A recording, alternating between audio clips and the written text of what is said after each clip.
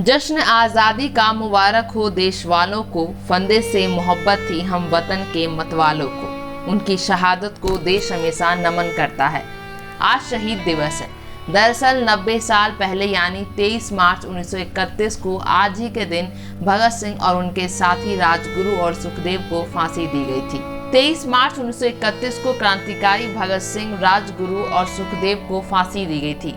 भारतवर्ष को आजाद कराने के लिए इन वीर सपूतों ने हंसते हंसते फांसी का फंदा चूम लिया था, इसलिए इस दिन को शहीद दिवस कहा जाता है। भगत सिंह और उनके साथी राजगुरु और सुखदेव को फांसी दिया जाना हमारे देश के इतिहास की बड़ी और महत्वपूर्ण घटनाओं में से एक है। भारत के इन महान सपूतों को ब्रिटिश हुकूमत ने लाहौर जेल में फांसी पर लटकाया था। इन स्वतंत्रता सेनानियों के बलिदान को कभी भुलाया नहीं जा सकता। अंग्रेजों ने इन तीनों को तय तारीख से पहले ही फांसी दे दी थी। तीनों को 24 मार्च को फांसी दी जानी थी, मगर देश में जनाक्रोश को देखते हुए गुपचुप तरीके से एक दिन पहले ही फांसी पर लटका दिया गया। पूरी फांसी की प्रक्रिया को गुप्त रखा गया था। भगत सिंह का जन्म 27 सितंबर 1907 को अविभाजित पंजाब के लायलपुर में हुआ था, जो कि अब पाकिस्तान में है।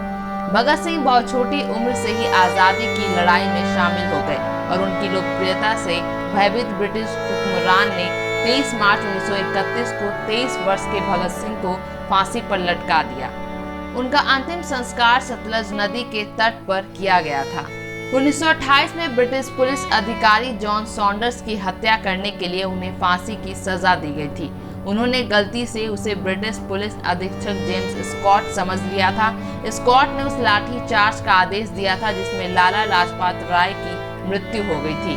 आपको बता दें कि भगत सिंह अपने साहसी कारनामों के कारण युवाओं के लिए प्रेरणा बन गए। उन्होंने 8 अप्रैल 1929 को अपने साथियों के साथ इनकलाब जिंदाबाद का नारा लगाते हुए केंद्रीय विधानसभा में बम फेंके।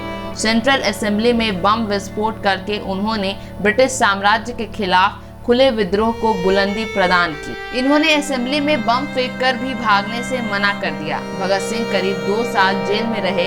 इस दौरान वे लेख लिखकर अपने क्रांतिकारी विचार व्यक्त करते रहते थे। जेल में रहते हुए भी उनका अध्ययन लगातार जारी रहा।